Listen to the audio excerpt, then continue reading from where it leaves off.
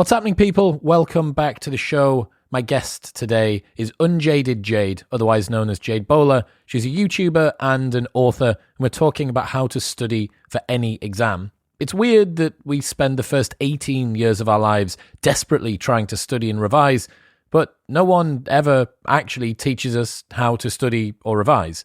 Thankfully, Jade is kind of a professional nerd, and she invented the entire genre of study tubing. Today, she breaks down exactly what science says are the best ways to own any exam. Expect to learn the fundamental principles for remembering anything, Jade's most effective strategies for revision, how to prepare in the final 24 hours before an exam, the biggest productivity mistakes, which pretty much everyone makes, and much more. I do know what you're thinking. What you're thinking is, Chris, it sounds great, all this studying and revision stuff, but what I really want is a list of 100 books that I need to read before I die. Well, let me tell you, I have exactly what you need. The Modern Wisdom reading list is still available for free, and you can get a copy right now by heading to chriswillx.com/books. 100 books that you should read before you die. I always get asked what are the most important, impactful things that I've ever read, and most of them are in there. Pretty much all of them are in there. Go and check it out, chriswillx.com/books to download your free copy right now. In other news, this episode is brought to you by MyProtein. They have the best range of supplements. Let's face it, they're the number one supplement company on the planet, and they're gooey cookies. It's this filled cookie thing. If you put it in the microwave for 30 seconds and then add some Greek yogurt or some Lindal's Kvarg or some sort of nice yogurty stuff over the top, it's terrifyingly nice. I highly recommend that you get it. You can get a single one of each of the different flavors, see what you think of that, but just buy a box of 12 of the chocolate ones. It's the most ridiculous treat, and it's 20 grams of protein. It's the same as like a small chicken breast, and it's a gooey filled cookie. Also, their Clear Whey is a complete game changer. If you're struggling to find a whey protein that you like, if they make you feel uncomfortable and give you digestive pains, this is exactly what you need. It looks and tastes like juice. It's super refreshing. It's got tangy flavors, pineapple, apple, orange and mango, coconut, and you still get the big whack of protein in there. It's so easy to drink that I have it during my workouts now. On top of all of this, you can get 37% off everything site-wide and worldwide, no matter where you are, if you go to bit.ly/modernwisdom. That's bit.ly/modernwisdom and use the code modernwisdom at checkout. You will also see my super secret product page with everything that I use and recommend on there. bit.ly/modernwisdom and modernwisdom at checkout for 37% off everything. In other news, this episode is brought to you by Reebok and their fantastic Nano 11s. You have to get the shoes right. It's the one thing that you can't mess around with when you're training, and the Nano 11s are the best training shoes that I've ever tried. They're stable and supportive. They've got a bit of a heel drop, which makes it easier for you to squat. They give you enough comfort so that you could wear them on long journeys. I wear them when I'm flying. And they're good for running, plyometrics, high-intensity interval training, weightlifting, CrossFit. Literally, whatever it is that you're trying to do in the gym, get yourself a pair of Nanos and you will not regret it. I've loved them ever since I wore the 8s 3.5 years ago, and the 11s are even better. Plus, they actually look cool. You don't want to wear gym trainers that functionally are great but make you look like a leper. So head to reebok.co.uk and use the code MW20 for 20% off everything. That doesn't just include your accessories, hoodies. It also includes the Nano 11s, which means that you can get a pair for less than £90 in the UK, which is ridiculous. You have no reason not to get yourself a pair of these, and you will not regret it. Reebok.co.uk and MW20 for 20% off everything. But now, it's time to learn how to revise for anything with Jade Bowler.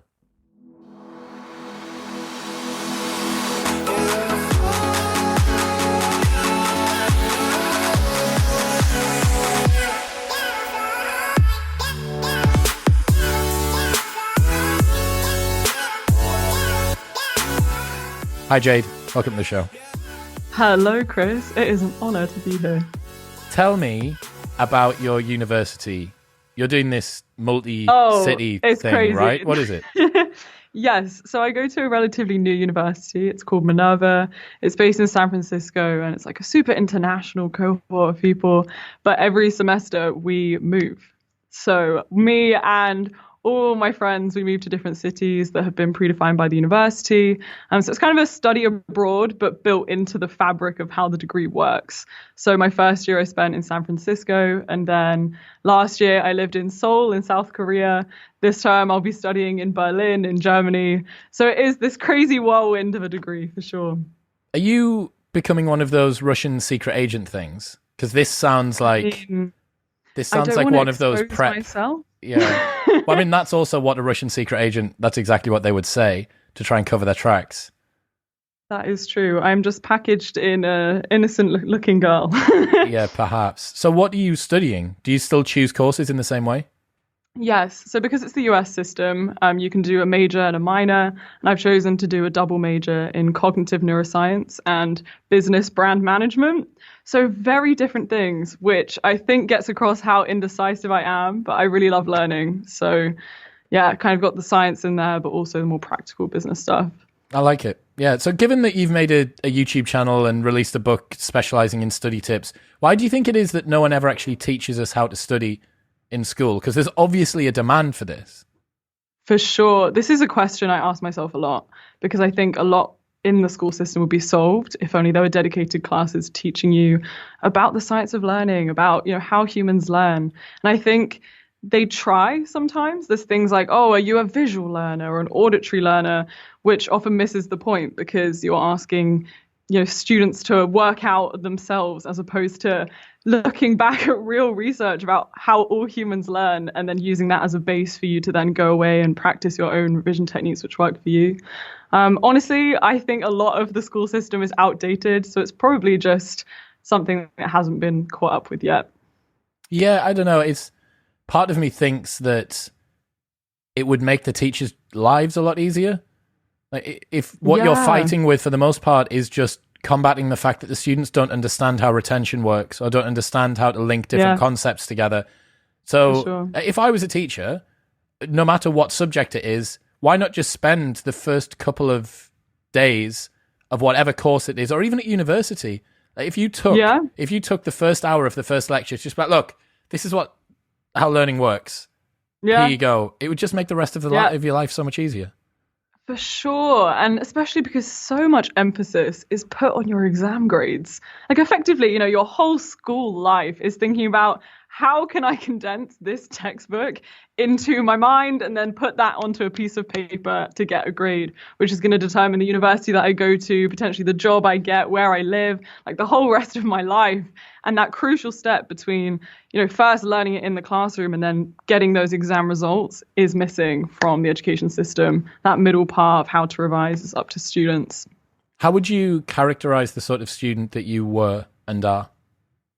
Oh, I love learning. So I was kind of that nerdy student in the back who would sort of keep my head down and just get on with my work. And I really liked what I was doing. And I went to a very average state school. So I often felt quite alienated for loving learning as much as I did. And I was just kind of thought of myself as very uncool. And there were times where I tried to dull the fact that I like learning and to fit in or to pretend to be cool or more popular.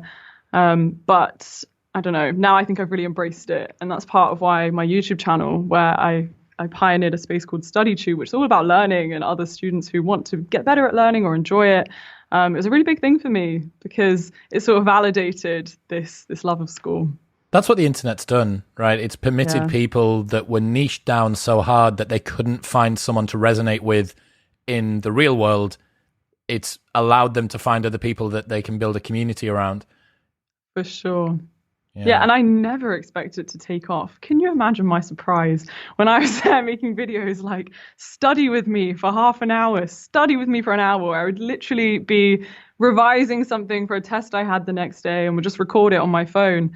And videos like that would sometimes get 1 million views.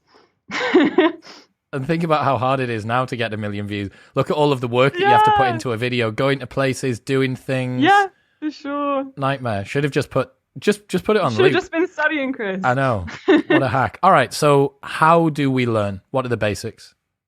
Okay, so something I talk about in my book is an acronym I came up with, which is SAD, so SAAD. And the idea is like revision can be very sad. It can be kind of a miserable experience.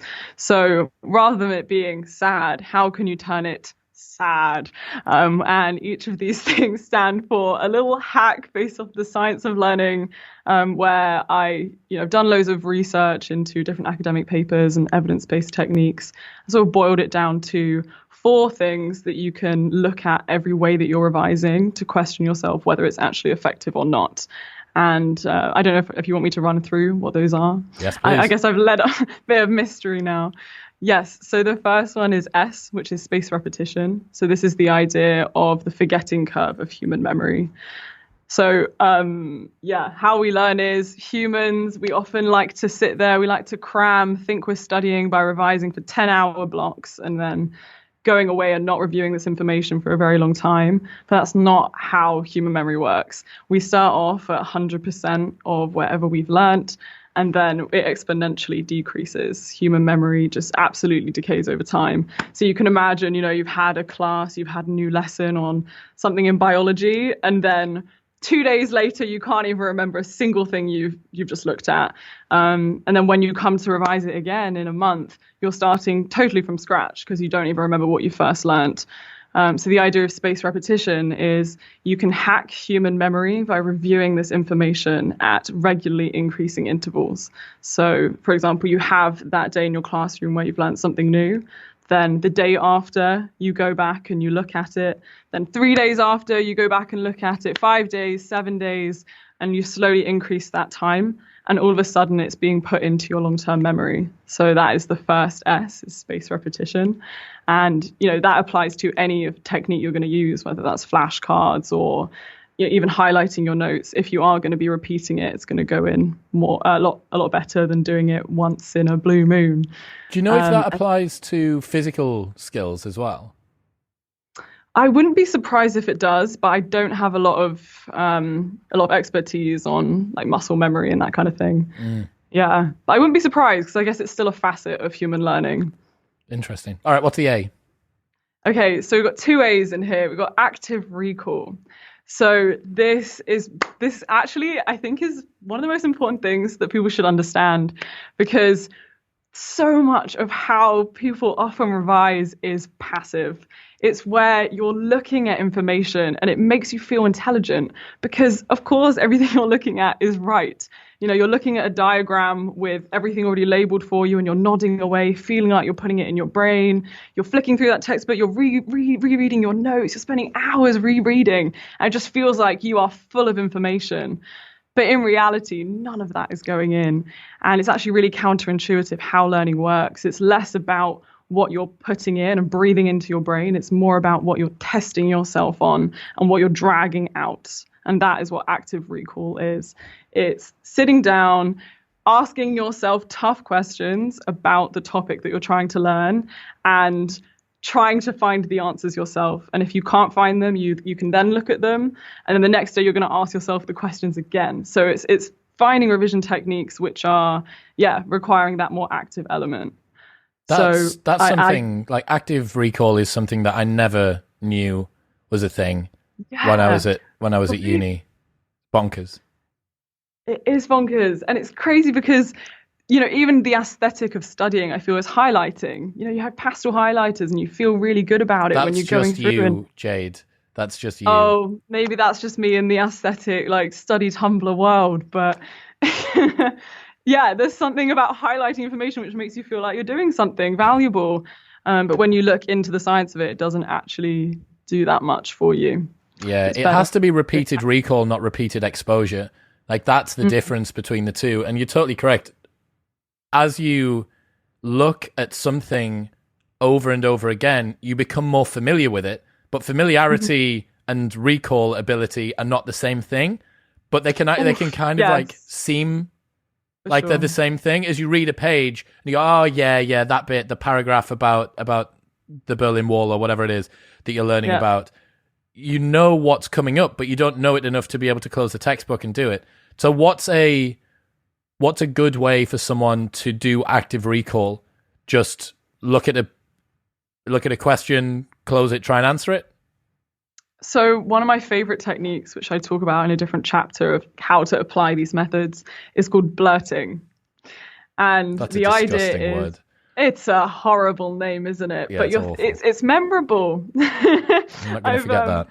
I was going to say, I've talked about this on my YouTube channel before, and I think it's the most popular revision method that's been discussed. I have people, even to this day, like messaging me being like, Jade, blurting has changed my life.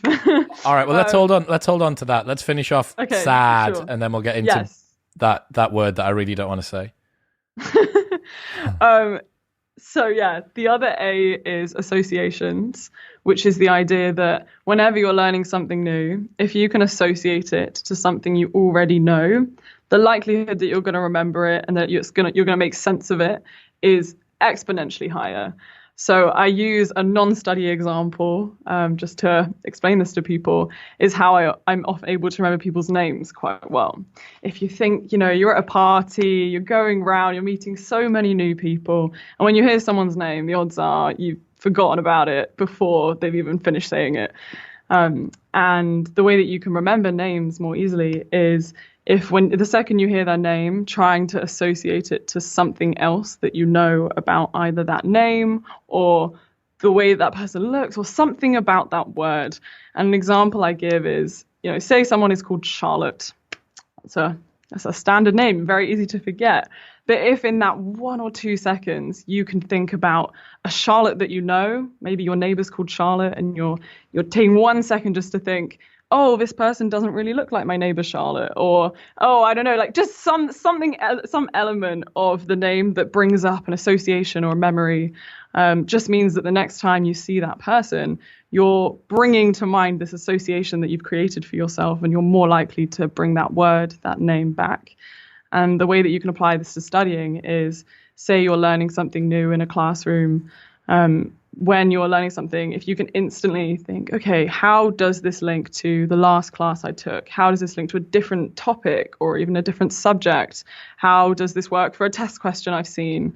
And even just scribbling notes on the side, like, oh, I've seen something like this before, is really increasing the associations and the rate of retention that you'll have, because you're building on foundations of your existing knowledge. All right, D, desirable difficulty. So this is the idea that we don't really like to challenge ourselves naturally. You're always going to reach for what feels easy. And so that means if a subject, you're really good at it, you're more likely to go back and study it than that subject that you really hate. So it's constantly questioning, does this feel really easy for me right now? And if it does, how can I make it harder? So maybe you're looking at a flashcard set and it's just got quite easy for you. Then it's time to move on to test questions or practice papers or something that while you're doing it feels like a challenge. And that's how you know that you're spending your time well. I like it. Okay, so that's the 4 fundamental pillars of how we study and how we learn. What are the most effective study methods? Okay, so I list 10 in my book, one of which is, I know you don't like the word. It's awful. Blurting. It is awful. Disgusting. But you know what? You're going to blurt out your knowledge, so it is memorable. blurt that knowledge, Chris. Awful. All right, so let's learn that one first. Yes. Okay, so the idea is you take something that you're trying to learn, trying to remember. Maybe it's a process in science that's just, not sticking with you, and you're like, cool, I'm going to revise this. What you do is you write yourself a few prompt words about the process or about the chapter, and then you effectively you blurt down everything you can remember from your brain. Like everything based off these prompt words. So you're listing out the process, you're listing out keywords, you draw diagrams, whatever you can remember. If it's English literature and you're trying to blurt a theme or about a character, you're just writing down whatever you can remember, and then you're going back and you're comparing what you've written down to your notes or to a textbook, and straight away you can see how much you do and don't know. Like, there's no lying to yourself anymore. There's no reading the textbook. Is the aim to try and replicate the textbook as closely as possible? Is it just sort of rote memorization here? What are we actually aiming for?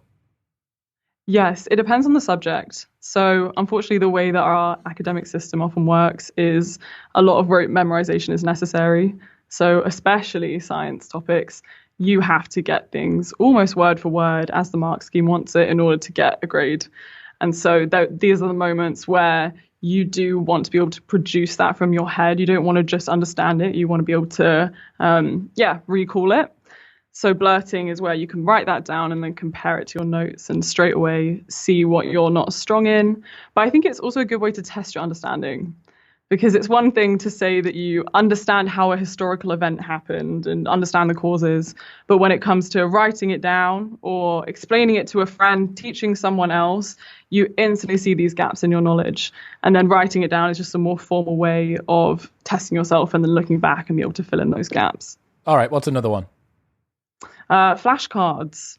Simple, easy. I'm sure you're familiar with flashcards, right? Are we talking Anki or are we talking highlighters on the top of a piece of paper? Yes, so you can do both. But the beauty of Anki, I don't know if all the listeners are familiar with it, it's a flashcard software that already has the idea of spaced repetition built into it. So you've made your flashcard and they will go back and test you on things that you get wrong. They're going to test you at regular intervals. So it supports the science of learning within the app.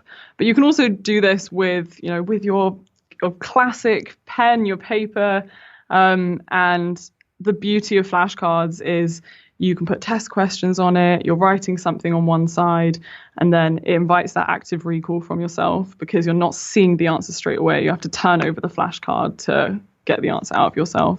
So that's a really good technique. All right, give us one more. Maybe like quite a niche one, just because that's fun. I don't know if you've heard of Sherlock's Mind Palace. I have heard of Sherlock's Mind Palace. You have, yes. So the idea is it's like object association. So what Sherlock did in order to remember a lot of facts is he would create rich retrieval cues, and those retrieval cues can be objects. So thinking about in your house, imagining yourself walking into your living room can be a prompt for you remembering a fact or a piece of knowledge. So if you think every single time that you're going to look in your mirror, you're going to repeat a certain fact to yourself in your head, then when you're trying to recall that fact, you can just think back to a certain location and it will just be a prompt for you to remember that. How similar is that to the associations thing that you brought up earlier on? That just sounds like a direct correlation. Oh, you mean the concept of association? Yeah. That's like the most direct way to do it, surely. Exactly, yes, which is why it's kind of supported by evidence and science of learning that it works. So if you were to go through that SAD framework on each of the techniques I just mentioned, it sort of ticks all the boxes as being something that is actually effective. It's interesting. I did a talk earlier this year and I searched the internet to find out what's the best way to remember an 18-minute talk. And tons and tons of people suggested to do some sort of a mind palace, but just through your house. So you're walking into your house and the first sentence is there at the front door and then you turn into the living room. For me personally, that felt like it was almost as much work to create the walk through the house as it was to remember it. And I just ended up going for sort of brute force memorization through a bit of spaced repetition and active recall. And that was perfectly fine. So I'm going to guess that there must be times where people can overcomplicate the learning process by trying to use too many tools or by trying to use inappropriate tools. Yes. I find techniques like this should be used really sparingly. It's if there's something that just for whatever reason isn't going into your head. Like I think there was one process or something that I just couldn't get my head around, ask friends and it just wasn't going in.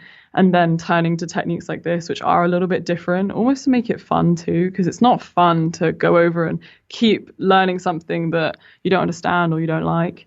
So you shouldn't use this for everything, but is proven to be a good technique when used effectively. Cool. How should people schedule their study timetable? Okay, so this again is personal preference. Some people like to schedule minute to minute, but something I discuss in my book is sort of your do's and don'ts for timetabling based off of other people's experiences and research. Yeah, so what you've got to do to create a good timetable is practice. Like, you need to get good at estimating how long things take you to do. When you've got 24 exams, at GCSE, some people, take 12 or 13 subjects. You've got a lot of things to juggle. And the beauty of a timetable is you're optimizing your time before that exam to make sure that you're going over everything most effectively. But in order to plan stuff, you need to know how long it's going to take you to go over flashcards, or how long is it actually realistically going to take you to do some blurting for that thing that you don't remember. So I really recommend, just even for today or for tomorrow, look at your afternoon, and just try. Like, go on Google Calendar, schedule like 5 to 10 minutes for whatever you're trying to learn, and instantly you'll probably see you're underestimating how long it takes you to do stuff. So then you can go back, you can improve upon your methods of how your estimation works. I'd say always be super generous with yourself as well when you're planning things. Like, leave an extra 10 minutes. Something which I see people not doing a lot is leaving shuffle time. Like, plan shuffle time in between activities. Shuffle time is you putting away your folders, you getting out your textbooks, you opening up Anki. So when you're going from one activity to another, people will often on their timetable just sort of put it at the same time. So like, when I get to 6 p.m., I'm going to stop writing flashcards and I'm going to start, blurting. But then they don't leave this 5 to 10 minutes. And then all of a sudden you're running to catch up with your timetable because you're a few minutes behind. So leaving like 10 minutes in between is just a really good way to be generous with yourself, to leave time to, go get a drink of water. Yeah. And how should people break this up? Should they break it up by topic? Mm-hmm. Should they break it up by learning style? Is it best to spend an entire day on, let's say that it is GCSEs or it's university or whatever, is it best to stick to one module for an entire day, or are you supposed to interleaver? Talk to me about that. Yes. It's cool you bring up interleaving, actually. So there is science which suggests that if you go between topics, you're more likely to recall them than just being deep in one for too long. So I think the best way to do it is firstly write down all the topics that you've got to learn, like every chapter, every module, and sort of plan how you're going to do your timetable by looking at how difficult you find things, how much attention they need, and the urgency. So this is a process that I go through in my book of ranking your subjects and where you're at with them. So if you know that one thing is a lot harder, you can rank it as a red or an amber or a green, and based off of that, funnel it into your timetable based on how long it needs. And then when you're looking at individual days of planning it, I think it's also worth thinking about when you work best. So some people, that's early morning. Some people, do work better late at night, and thinking about tackling the hardest subjects at the time that you're naturally the best and most on it. So for me, that tended to be the morning. So you could put those tasks in the morning, especially the ones that you're not looking forward to, like writing practice essays or lengthy ones, and then interleaving it in between with subjects that just have a lower cognitive load for you based off of how naturally you find it. What about taking breaks or moving in between stuff like that? Because getting out of flow and getting back into flow can be difficult, and sometimes taking a break can be more detrimental, but then after a while you get diminishing returns. Have you got any advice on how long people should try and block for? For sure. So this actually runs into the next chapter, which is the Pomodoro technique. I'm sure you're familiar with it. It's an amazing productivity hack, but also a great way to plan your timetables. The idea is that you set a timer for 25 minutes, which is one Pomodoro, and you choose just one task to focus on for the full 25 minutes. And if you get distracted, you start the timer again. And it really encourages you to not be half revising, where you're half on your phone and half doing one thing, or jumping around between topics. So you spend the 25 minutes doing that one thing, and then you reward yourself with a 5-minute break. And I find 5 minutes is a really good amount of time to actually relax but not get distracted. So, you're being intentional, you're going to the toilet, you're getting a drink, you're doing whatever. But because you've set the timer up, you're not going to get distracted. Like, you're not going to overly scroll or get too lost in messaging someone or FaceTiming a friend, because you know that you've got your next Pomodoro already ready to go, and it's only one task that you're going to be focusing on again.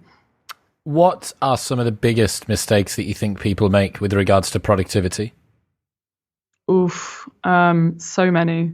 I think one of the biggest mistakes in productivity is thinking that you have to be on all the time, and almost the definition of what productivity is. To me, productivity is spending time well. That's the definition. And when we're thinking about the grind or the hustle in exam season, that can often be equated to just sitting there and doing work of some kind. That's like studying smarter or studying harder. I think productivity is often equated to this: study harder, flick the textbook more, keep inhaling more information, just do, and not stopping to question what the productive activity actually is and what the output out of it should be. And I go through an equation in my book of how I define productivity and what makes up successful productivity. I can go through that if that's helpful. Yeah, absolutely. I mean, just to kind of bookend that, I think you are correct that the hustle side of productivity suggests that you should have your nose on the grindstone. But the number of times that I was in uni and I'd look across and people would be in the library for the entire day just to be able to say that they'd been in the library for the entire day, but they hadn't spent more than an hour or a couple of hours doing their revision. So you've had a miserable day in a place that you don't want to be, surrounded by crap food, where you haven't actually achieved anything. And then you get home and you're completely ashamed of yourself and super guilty. You've had a rubbish day, but you haven't even been able to benefit from the fact that you didn't do revision, which is actually what you did. You didn't get much revision done. And you just decided to kind of, I don't know, tether yourself to the library in the desperate attempt to make some revision happen. For sure. Yeah. And I think what's truly productive is getting the meaningful output, getting that deep work, but also scheduling like fun stuff, like getting it off of the desk and relaxing, or doing mindfulness, watching your favorite TV show, spending time with friends, all these equally productive activities, because they mean you're also spending your time well and that you're going to be refreshed when you do go back to sit down at that desk. What's an overhyped productivity tool or strategy?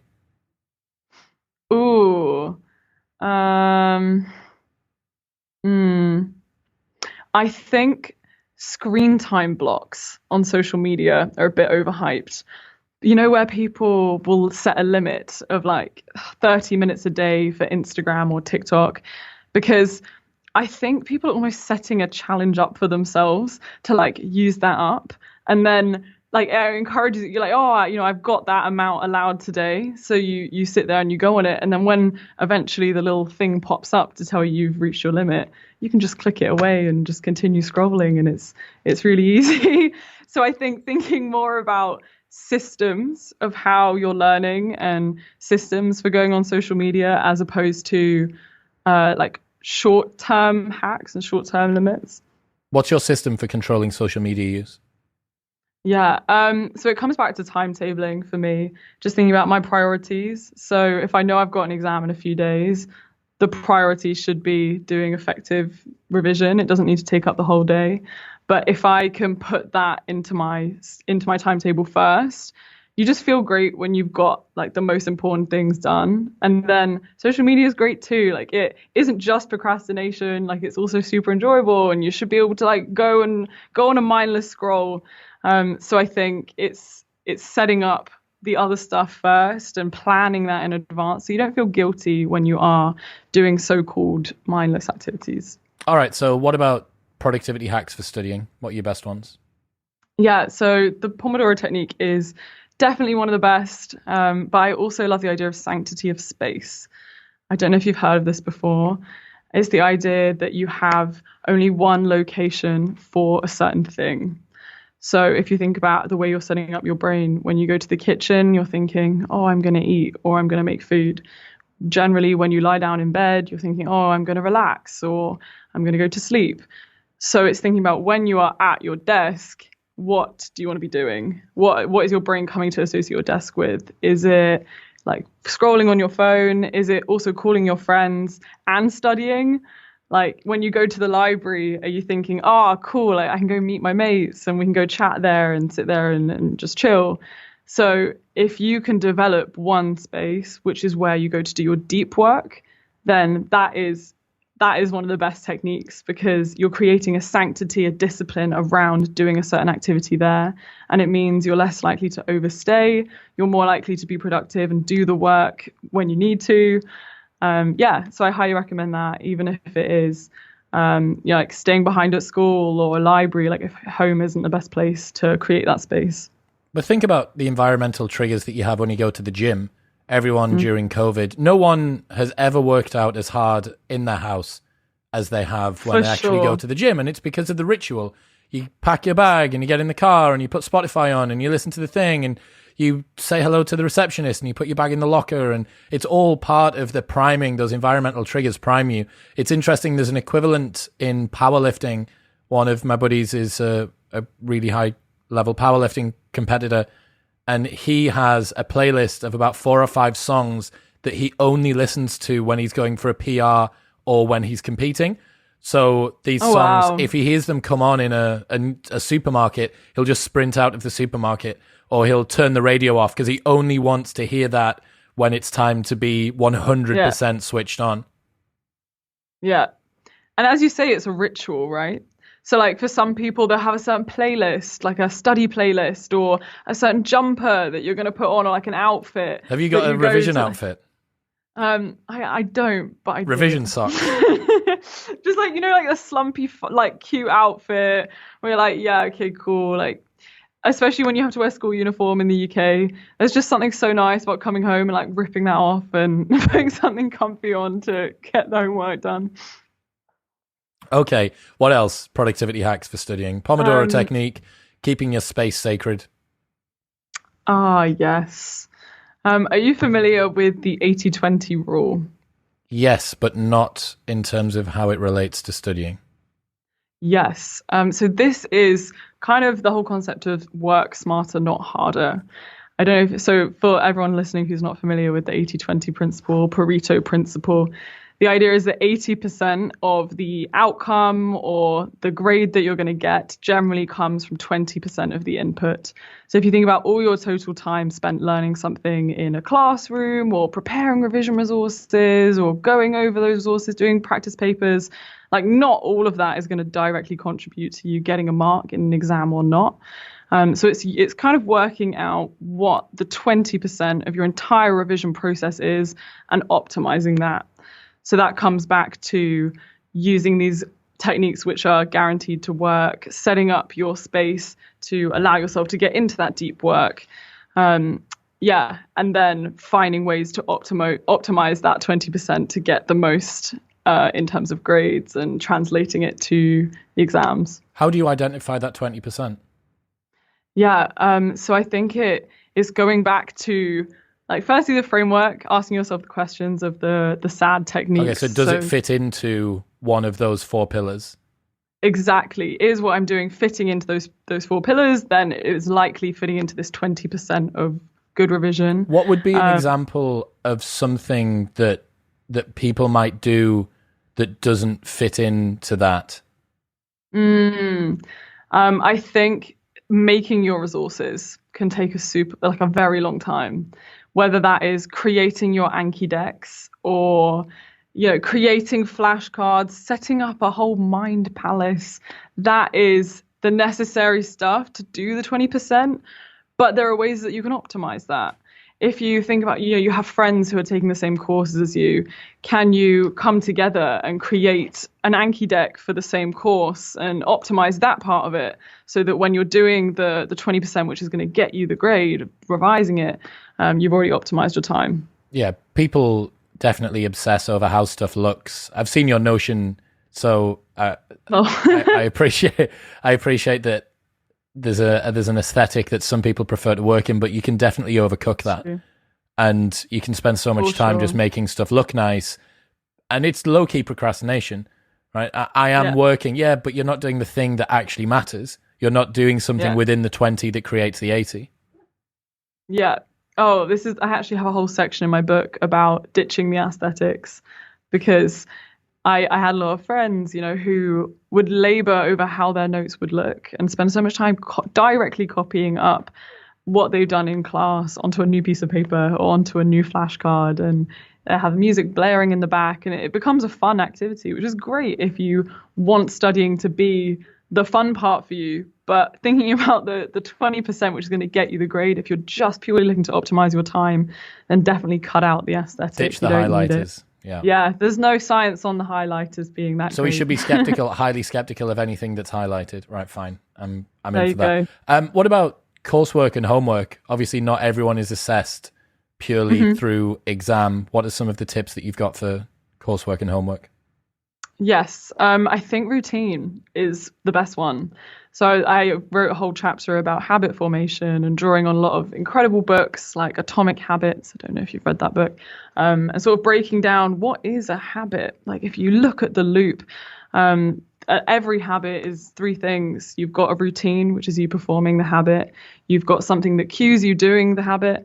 And then you've also got a reward. So something that you're craving out of getting this habit done. So if you look at, how you brush your teeth every day, what you're looking for is the feeling of cleanliness or that minty freshness. And then you've built a routine, maybe straight away after getting out of bed, you're going and brushing your teeth. And then you're getting that reward, you're craving it. And thinking about when you come home from school, for example, what are you doing first? Are you taking off your school uniform? Are you getting a snack? Are you talking with friends? Do you go on your phone? And if you can create a routine around getting homework done at the same time every day for a similar amount of time, it just takes out all the stress and the friction. All of routines and habits are eliminating friction because you're making things no longer a choice. You're not choosing to come home and either do your homework or go on your phone. You've decided that every day you're going to do your homework for half an hour, and then you've got a whole afternoon to do whatever you want. So yeah, if you can think about when you come home, what is it that you're doing right now, and how can you use something that exists in your routine to create a new homework habit? So if the first thing that you do when you come home is get a glass of water, maybe you can say to yourself, when I grab that glass of water, I'm going to walk straight upstairs, put it down on the table, and get out my planner and see what homework I've got to do for the day. And then that's more likely to stick to your routine because you're attaching this new habit of getting your homework done at that time to an existing habit of getting your glass of water every day. And then the more that you can repeat this, preferably over 30 days or a month or so, then it will just start to not become a chore. You come home, you get your glass of water, you come home, you put it down, you do your homework, and you don't think about it. And then all of a sudden you've got a whole afternoon, evening to do whatever you want. This is the equivalent for people who are doing continuous professional development, whether it's at work or whatever as well, right? You finished work, you drive home, you get home. What am I going to do? One piece of advice that I would try and give people is to probably reduce the number of steps between doing the thing that you already do and doing the thing that you want to do. So let's say that you do get home. Oh, well, I might go for a walk for a bit and then make food and then do a bit of stretching and then I'll go and revise. It's no, just get to the thing that you don't want to do as quickly as possible. It's the reason that morning routines work. You do the thing that you're trying to do before you can realize that you've started doing it. And you're like, oh God, before I knew it, I've actually done the thing and now I've finished. I think that a lot of the time it is kind of like low-key procrastination that people don't really tell themselves it is when I'm going to do this first and I'll do that. Well, yeah, because I deserve a stretch because if I ease my back out, if my back's a little bit looser, then I'm going to be more upright when I'm sitting and revising. It's like, no, just get it done. For sure.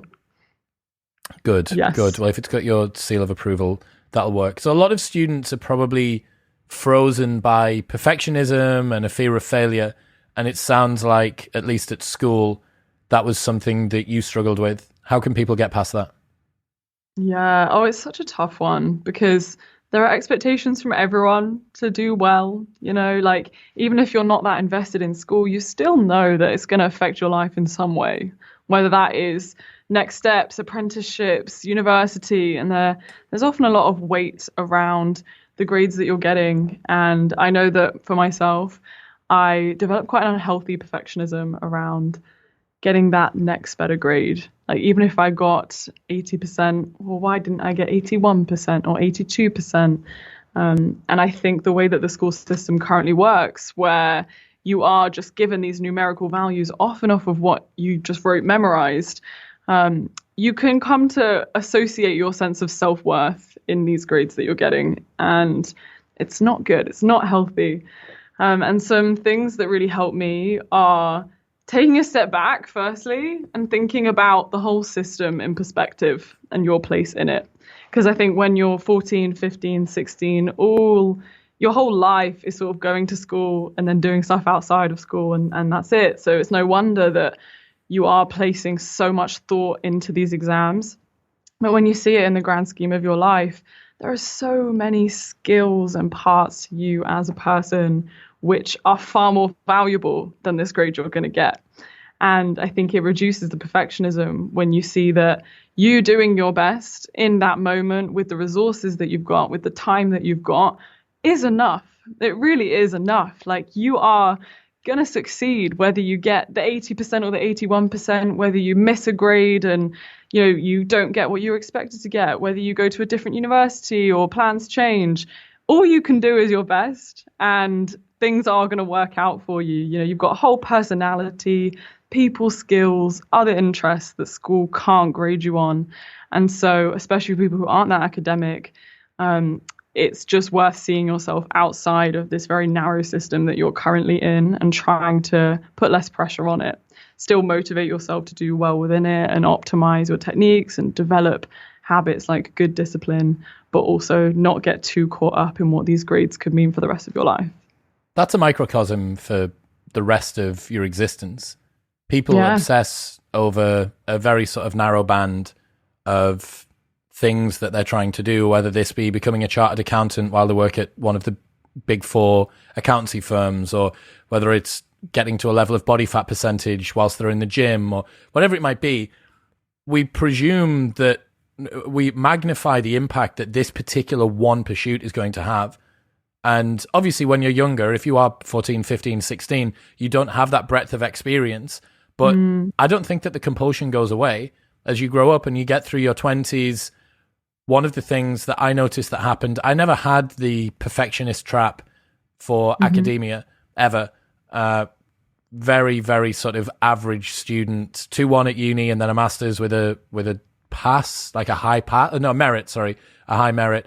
But I never once felt that lack when it was, I got 67 instead of 68. I'm like, thank fuck I got 67. I thought I was going to get 57. Yeah, exactly. Survived another year of university. That was kind of how I saw it. However, where I did get that perfectionist trap was in business. So I attached my sense of self-worth very quickly to the success of the business. What's the revenue looking like? How busy is it? What are the sort of reviews? Is it popular? And that compulsion, it's just like this mechanism which exists that pulls people along. And just because you've escaped it, for the students who are resonating more with me and saying, well, I don't have this perfectionist concern with university or school or whatever my developments, it's like, wait until you come up against the thing that you actually do, because there's probably something out there that is going to compel you to be completely obsessive about it. And these rules still apply. There is far more to you than that one pursuit in your life. You are going to succeed and you're going to be absolutely fine. Like, there's no mortal catastrophe waiting for you on the other side of a failed exam or a business that doesn't do quite as well as you thought it was going to. For sure. So just sort of let it go. Yeah. And you know what? You learn more from failing. It's just the truth, like when you do badly in a test or a paper, or you don't get the grade for the university, you're going to learn. You're going to learn good things either way. And I think we have this assumption that success is where you learn, and that's like almost an achievement for having learned all the lessons you need to. But in reality, it's in doing worse that I think you develop more as a person. So just doing your best and seeing the outcomes, and either way, you're going to get something out of it. Floyd Mayweather's the only person who's got an unbroken record of wins, I think, and pretty much everyone else has got some fails in We're their out life. here struggling. Yeah, I know. Yeah, all trying not to be punched in the face. Right, 24 hours leading up to an exam. What should people do? Oof. Okay. So I think so much about going into an exam is all about mindset. You've had all the time in the world to do your last minute cramming, to revise everything. And while I do think you should go over a few things, like a few concepts that you potentially feel weak on, what you should focus on the night before is setting yourself up for being calm. So I'm a big advocate of mindfulness, meditation.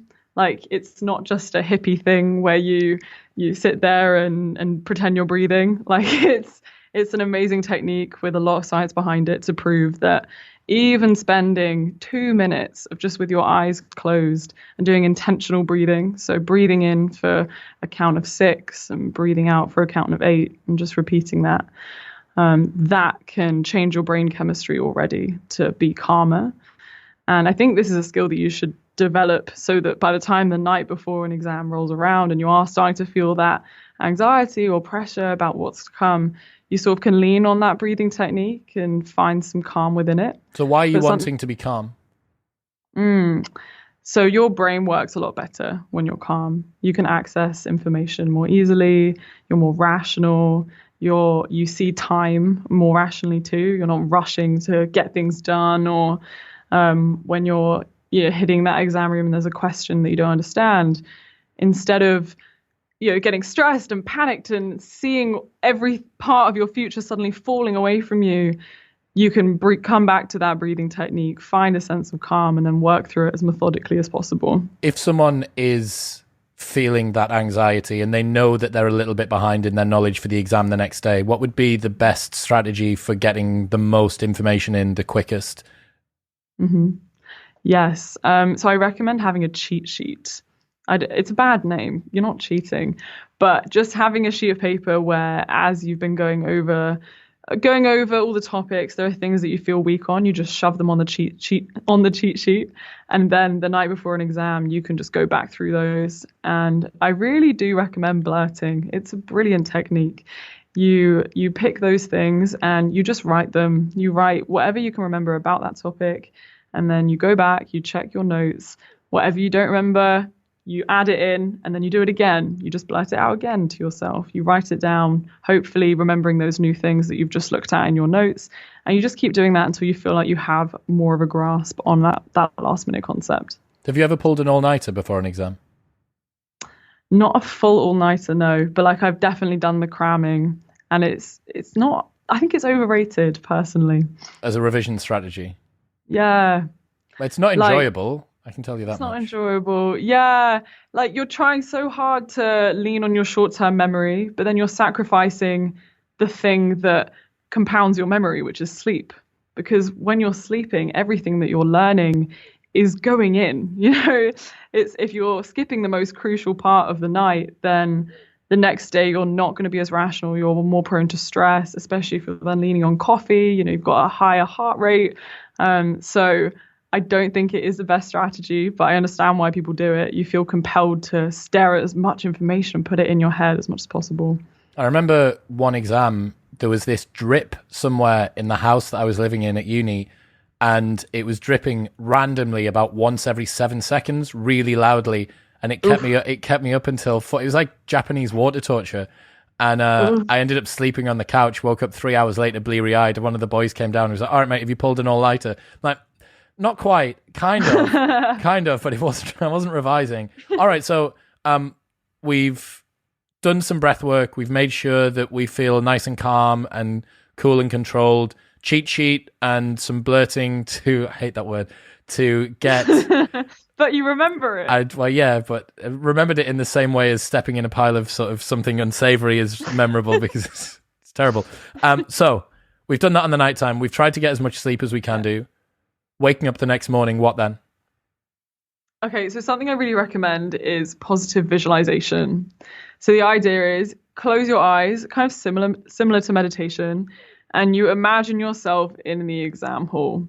And for some people, just the thought of doing that will bring up feelings of fear, because you're imagining a past exam where you ran out of time or where you didn't understand something, and just noticing whatever feeling comes up, and then instead doing the opposite and visualizing it going really well.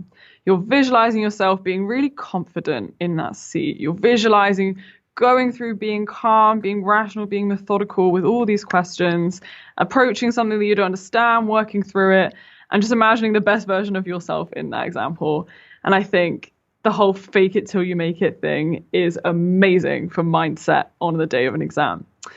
But more practically, something I go through in my book is it's like a tick box under the acronym of morning.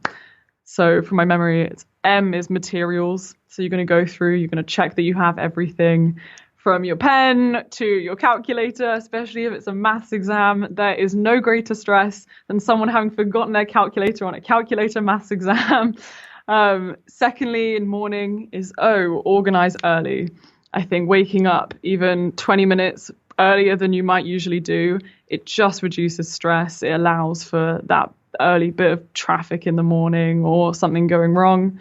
Thirdly, revise. This is optional, but I think leaning on your cheat sheet again, going over anything last minute that you feel a little bit uncomfortable with. You can do this on the bus to school. Fourth is no stress conversations.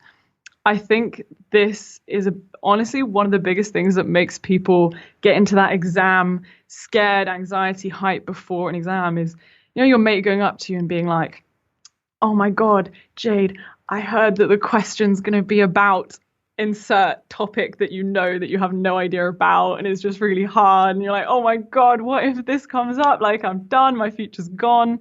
Or people, asking you to explain concepts and you realizing that you don't know it. I think there is something so stressful about that lead up. So if you can, trying to step out of these stressful conversations is a really good way to set yourself up for success. And then in the morning acronym, I is for inhale, exhale. Leaning on breathing techniques as you're going into an exam hall is great just to set yourself up. And then the N and the G are just to finish off morning. N is for nice reward. What are you going to be doing after this exam? It's not going to last forever. Tonight you can go home, you can watch a series. And then G is for go for it and just smash it. There's an equivalent to the no bad conversations thing before CrossFit workouts. So in CrossFit, there is a big event called the Open, and they release the workouts shortly before you actually have to do them, and then everybody all over the world does them together. And what happens on a Friday night in gyms, people will arrive and everyone will warm up in a room together. So the 7 p.m. heat will be warming up, foam rolling and talking about whatever. And everyone that's in there is usually saying some variant of, this is really going to hurt. How many reps are you going to go for? Like, have you got a particular process that you're going to go through here? How are you going to split it up? I'm going to try and go unbroken. I'm going to try and do this. And when you're trying to keep heart rate low and focus on having distractions that just make you feel more and more sympathetic, that make you feel more and more concerned and neurotic, it's not going to work. For sure. But it is hard to step out of them. Yeah, it is. And the number of times that people have stood outside of exam halls, I remember at uni, standing outside of exam halls and just, I don't know, part of it almost feels like a pressure release valve. But I think another bit of it is that you're giving yourself the opportunity to almost forewarn people about why. You see this again in CrossFit. So people will say, oh man, I'm really not looking forward to this workout because like last week I was doing some overhead work and my shoulder's just sort of still not quite there, and today's got a lot of overhead work in it. And what you're basically doing is forewarning other people, look, if I don't perform in this particular workout, I've put out into the world my excuse for why I shouldn't be as culpable as perhaps I would have been. And it's kind of the same thing that, dude, I don't think, and the number of people that there's so many different archetypes. The guy that goes in and has done tons and tons of revision, but says, "Yeah, I haven't really prepared that much." The really smart person that is going to walk through the exam. The stupid person that doesn't really matter and always seems to get lucky. There's all of these different archetypes, and what you're doing is allowing your mindset to be dragged away by each of their different identities. And you know what it comes down to? It's fear of failure again, because no one wants to fail, even if you've spent 10 hours cramming the night before. You will always have this feeling of, I've not done enough. And something about giving that excuse to other people, as you say, is like a get out of free card on results day, and gives people that reason for you to not have done as well, but it's mainly for yourself. What about in between exams? So giving yourself a little reward after the exam might not work if you're just going back to back to back. Are there any strategies for maintaining motivation throughout an extended exam period? Yeah, I think firstly, a nice reward should always come. It doesn't have to be massive. Like, I had a friend who binge watched Friends throughout the exam season, and she would reward herself by watching 2 episodes after any exam, and then the rest of the evening was spent revising for the next one. And I think it is nice to have something that marks a separation from today and tomorrow. So no matter how it went today, you can sort of sit with it. Okay, it went really shit. It's fine. We'll get on with it the next day. So let yourself to grieve if you feel like it went really badly. Let yourself celebrate if it went well, and then refocus to the next one. I recommend even putting out the revision resources for the next day's exams, so there's no friction. You can get home, you can have your little reward, and then you just sit down and you just get on with the next one. I like it. Anything else? Any things that you think we haven't covered for people that are struggling with their exams and the revision? I know I've briefly touched on it, but I really think it's the idea of just doing your best. And when I say this to some people after they've done an exam that went really poorly, they're like, "Oh, but that wasn't my best. That wasn't my best performance. I've done better in past papers." And they're kind of missing the point. It's not about your best of all time. It's not your personal best. It's your best in that moment with those circumstances on that one day where, yes, you're going to be tested on the last 2 years of knowledge, but you did your best in that moment. And I think people really need to remember that and cut themselves some slack. If people remember that experience, so go back to the exam that you failed in, and if you can actually put yourself in there, were you thinking as you looked at the piece of paper, I'm really not bothered about trying my best with this? No, you tried to wrangle every single megahertz of mental horsepower to try and deploy it onto that paper. You were giving it everything that you had. What you're saying is that it just didn't come out the way that I thought. The outcome wasn't the best, but the performance usually is. It's very rare that you actually go into anything and don't give it full beans. And if you do, then all right, it's a learning opportunity. For sure. Yeah. Love it. Jade, thank you very much for coming on. The only study guide you'll ever need, simple tips, tricks, and techniques to help you ace your studies and pass your exams, will be linked in the show notes below. And if people want to check out more of your stuff, where should they go? Yes, you can find me on YouTube at UnjadedJade. I'm also the same on TikTok, Instagram, and most other social platforms. Cool. Enjoy Berlin. Thank you. Thanks so much for having me, Chris.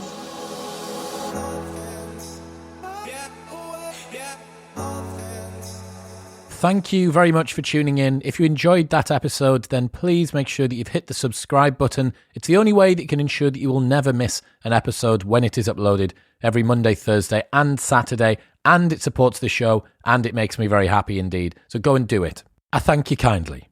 Also, don't forget you can receive 37% or greater site-wide off everything from MyProtein by going to bit.ly/modernwisdom and using the code modernwisdom at checkout. This is available worldwide, no matter where you are. bit.ly/modernwisdom and modernwisdom at checkout. And you can get 20% off everything from Reebok, including their amazing Nano 11s, by going to reebok.co.uk and using the code MW20. That's in the UK only. I'm sorry. Reebok.co.uk and MW20 at checkout. Peace.